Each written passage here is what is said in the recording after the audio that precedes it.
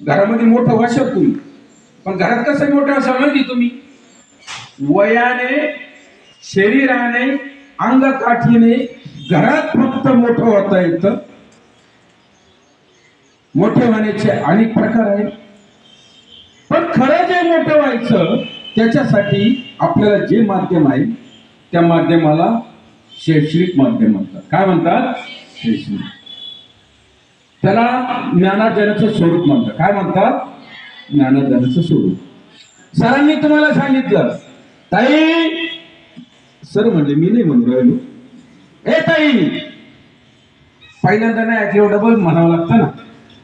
Sir जर म्हणले, वर्गपाठ लिहिला का? नाही सर, आठवण नाही राहिली. आठवण नाही राहिली, तो कटवाला.